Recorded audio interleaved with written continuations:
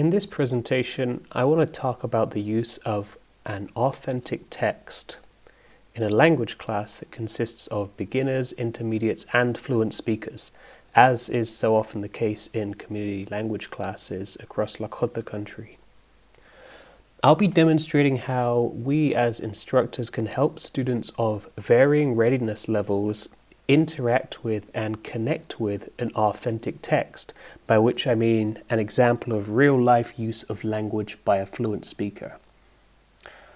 Authentic texts can be real-life conversations, phone conversations, video interviews, and definitely do not have to be written texts, although in this case it is. It's a short story submitted by a fluent speaker to the Lakota Country Times newspaper in July 2009.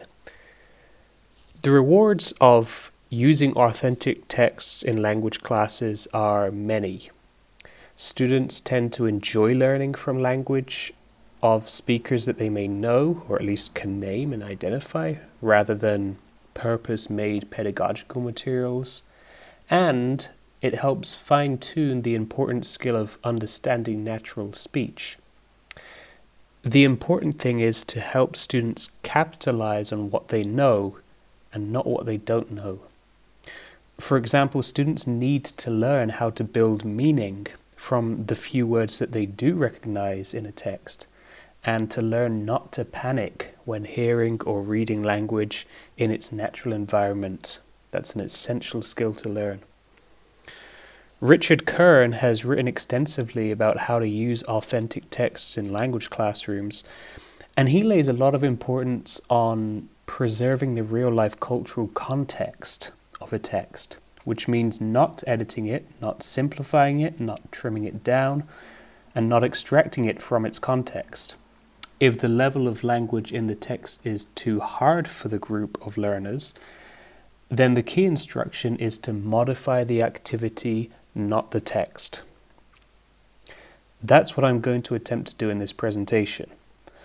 I will imagine a classroom that has beginners, intermediate learners, and fluent speakers, each group bringing a different educational background to the group dynamic, and I will create differentiated activities that cater for their levels, each revolving around the same authentic text, which is a silly story in the newspaper about a visit to the doctor.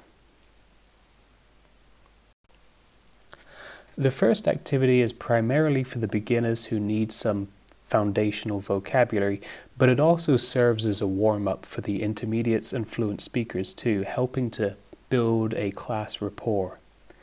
10 words about going to the doctor. Opishni,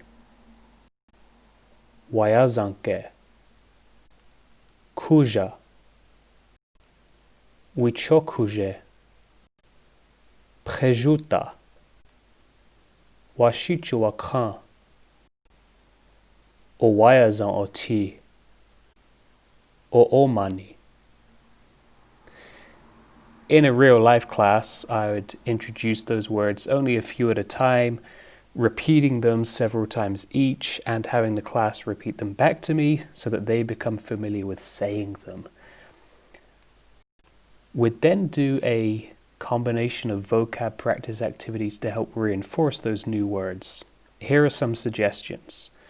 To help students recognize the words, they could, as a whole class, mime or act out the word as the teacher says it. They could play a matching game where they find the image that matches the word that the teacher says. In pairs, one student could have the word list in front of them and test the other by giving a Lakota Dakota prompt. The other student returns the English word. And then to boost their recollection of the Dakota Lakota words, they could swap so that the prompt is English and they have to recall the Dakota Lakota word from memory, a slightly more challenging task. And for the intermediates in the group who perhaps know the words already, they could break out and do an activity where they try using each word in a sentence. That could be done in writing or orally. After the warm-up, we divide as a class into groups: beginners, intermediates, and fluent speakers, 3 groups. Students could choose which group to join based on self-identification. Each group will have a different activity to do, so let's start with the beginners. For this activity, students can work in pairs, small groups, or individually. Each group or individual is given a set of 11 sentences, each on a slip of paper, Lakota sentences. Students scan these sentences for words that they've just learned and highlight them. For example, we see here Wochokuje, Prejuta, Kuja, 3 words that were in that vocab warm-up. Afterwards, students can look through the sentences again and, let's say, underline any of the other words they recognize. That's building on previous knowledge that the students bring to the class. And finally, a spokesperson from each group reports out to the rest of the class on words that their group underlined. The teacher could make a word cloud on the board and confirm the meanings of these words as they go along. Next, the students are given a short text in English to read through. You may want to pause the video here and just read through the English text on the screen. Then, individually, in pairs or in small groups, they now arrange the Lakota sentences they've been working with in the order that they appear in the English text. So these sentences are actually from, they are the Lakota equivalent of this English translation, broken up into sentences. Once they're done with that, the class reads the story out loud, perhaps going around the room 1 sentence per group, and that way they can compare, contrast answers and come up with a collaborative response to the activity. And finally, students are given the original newspaper article to check out, which you can see here on the screen. This is extracted from an issue of the Lakota Country Times. At this stage, students are going to feel good that they've understood and hopefully enjoyed a short, funny story by a fluent speaker. That's quite an accomplishment. Students might then have questions they want to ask each other or the teacher, such as, what do we know about Francis Apple, the author of the article? Why is it that the words are spelled slightly differently in the article to how they are in the activity materials? Which newspaper is this from? Where can I find other stories like this? And so on. Meanwhile, the intermediates are going to do a slightly different activity where they can jump in right away with the original article. So students are given the article to read aloud as best they can, either individually or in small groups, taking turns to read a sentence each. The article is written with the author's own personal idiosyncratic spelling, so there are words that students might not recognize or might not know how to pronounce accurately. So the first of the 2 optional activities they can do here will help them establish the pronunciation of the words in the article. So option 1 is to convert the article into what we call the learner's orthography, sometimes called the modern spelling. They could do this either by hand, as demonstrated here on the screen, or in a Word document if they prefer to type. So we can see on the screen here that the first sentence of the article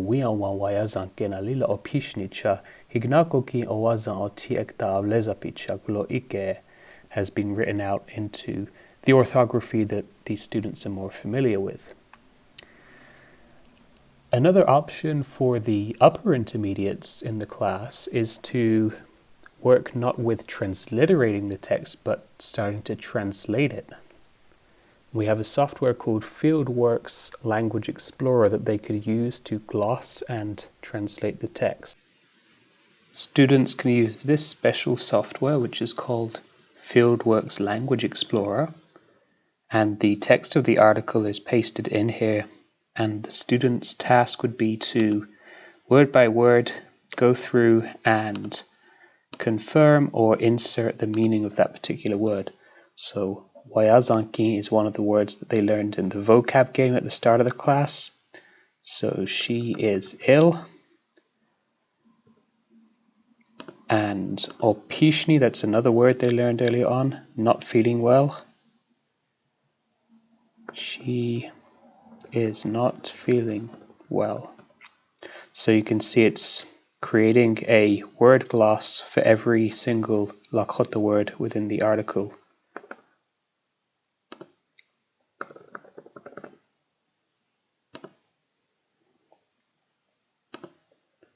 Oti, that was the word for hospital that they learned. And students will be either drawing on their own knowledge of the language to fill these words out, or they can use the dictionary to look up the words one by one.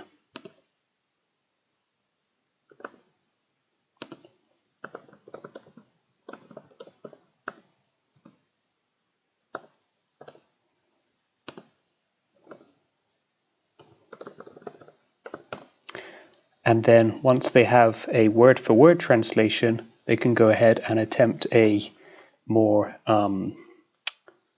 free translation, slightly more flowing translation of that sentence. So, a woman was sick and feeling really unwell, so her husband took her to the hospital for a checkup. And they can compare that to the English translation that the author actually included in the original newspaper article. Additional activities that could be offered either as an extension for students who get their tasks done quickly, or as homework assignments for the whole group include the following. Firstly, committing the story to memory so that they can retell it. And secondly, identifying the lines of dialogue in the story and figuring out who speaks each of those lines of dialogue, the husband, the wife, or the doctor. And then using a software called Comic Life to turn that dialogue into a cartoon strip. And they can insert the Lakota into the speech bubbles and also into taglines within the comic panels.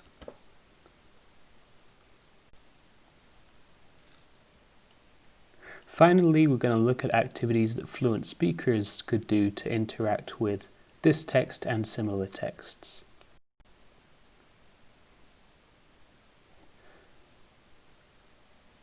Fluent speakers could, for example, rehearse the story and record it.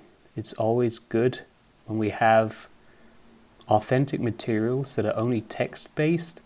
It's really beneficial to have audio recordings of those because a lot of students prefer to learn orally than through writing. Another suggestion is that as a small group, the fluent speakers could read through and discuss some other short stories from the newspaper. The Lakota Country Times occasionally publishes stories entirely in Lakota. Many of them are short and witty stories like the one we've just looked at. And that would spark, different themes and topics within those stories will spark conversation for sure among them. This could lead on to thinking about any other funny stories that come to mind or jokes that they want to tell. My experience with fluent speakers in class is they will decide for themselves what they want to do and how best they will benefit from the language that's being used in the class. So by providing a lot of options, we should also encourage them to to do whatever feels good for them at that moment.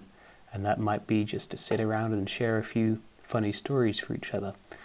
The opportunities for fluent speakers to interact in their language are so few in the community that just to allow them a space to sit and shoot the breeze and tell funny stories to each other is a really beneficial thing.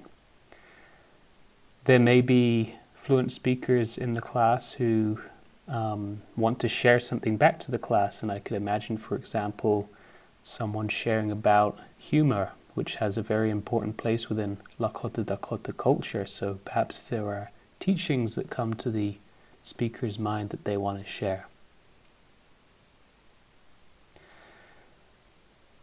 So in this presentation, I have shown how a class with diverse students, each bring their own readiness levels and educational backgrounds, can benefit from and learn from the same authentic text without making any edits or inauthentic changes or modifications to the text itself, and instead by focusing on modifications that can be made to the activities on offer.